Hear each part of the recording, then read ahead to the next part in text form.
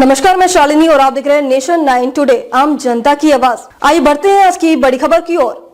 Delhi high court जज के घर कैश की तस्वीरें सामने आई। 500 के नोटों से भरी 4 से 5 अब जली बोरियां मिली। इंटरनल इंक्वायरी रिपोर्ट सार्वजनिक।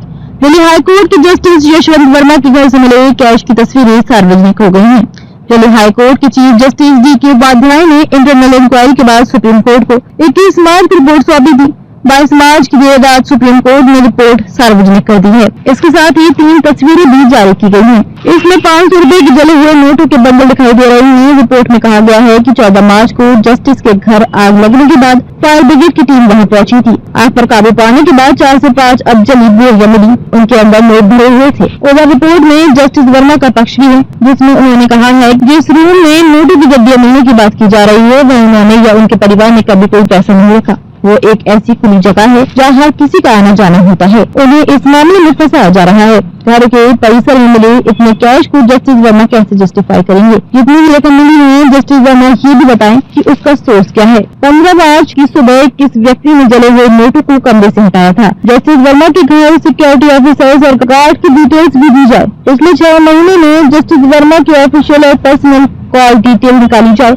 जस्टिस वर्मा से अपील की जाती है वो अपने मोबाइल से मैसेज या डेटा डिलीट न करें। जस्टिस वर्मा ने दिल्ली हाई कोर्ट के चीफ जस्टिस को सौंपे जवाब में कहा 15 मार्च की रात बंगले के स्टाफ क्वार्टर के पास स्टोर रूम में आग लगी। कमरा पुराने फर्नीचर, बोतलें, क्रॉकरी, गद्दे, बागवानी उपकरण, CPWD की सामग्री रखने के लिए इस्तेमाल होता था। कमरा खुला रहता था। इसमें स्टाफ क्वार्टर के पिछले दरवाजे से भी जा सकते थे। ये मेरे मुख्य आवास से अलग था। घटना के दिन पत्नी और मैं भोपाल में थी। मेरी बेटी और वृद्ध मां घर पर थी। मैं 15 मार्च की शाम पत्नी के साथ दिल्ली लौटा। आग लगने के बाद आधी रात को बेटी और निजी सचिव ने दमकल विभाग को फोन किया। आग बुझाने के दौरान सभी स्टाफ और मेरे घर के सदस्यों को सुरक्षा कारणों से घटनास्थल से दूर रहने को कहा गया। आग बुझाने के बाद जब वहाँ गए तो उन्होंने वहाँ कोई नकदी या पैसे नहीं मिले। मैंने और न मेरे परिवार के किसी सदस्य ने कभी उस स्टोर रूम में नकदी रखी। ये राशि मेरी नहीं है। 15 मार्च की शाम दिल्ली लौटने पर आपका पहला फोन आया था। आपके आग्रह पर आपके पर्सनल प्रोटोकॉल सेक्रेटरी भी घटनास्थल गए। वहाँ कोई नकदी नहीं मिली। ये बात उस रिपोर्ट से भी स्पष्ट है जो मुझे सौंपी गई है। अगले दिन अदालत शुरू होने से पहले आपने पहली बार वो वीडियो और तस्वीरें दिखाई जो आपसे पुलिस आयुक्त ने साझा की थी। इन वीडियो को देखकर मैं स्तंभ रह गया क्योंकि इसमें दिखाया गया दृश्य उस स्थल से मेल नहीं खा रहा था जिसे मैंने स्वयं देखा था।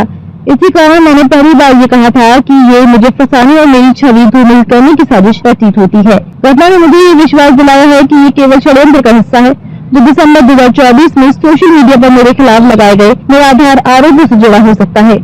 खबरों में अब तक के लिए बस इतना ही। फिर होगी आपसे मुलाकात। तब तक के लिए नमस्कार और देखते रहिए नेशन 9 टुडे। ऐसे ही लेटेस्ट अपडेट पाने के लिए हमारे चैनल को सब्सक्राइब करें और तुरंत नोटिफिकेशन पाने के लिए बेल आइकन प्रेस करना न भूलें। यदि आप हमें फेसबुक या इंस्टाग्राम के माध्यम से देख रहे हैं तो हमारे पेज को फॉलो जरूर करें। धन्यवाद।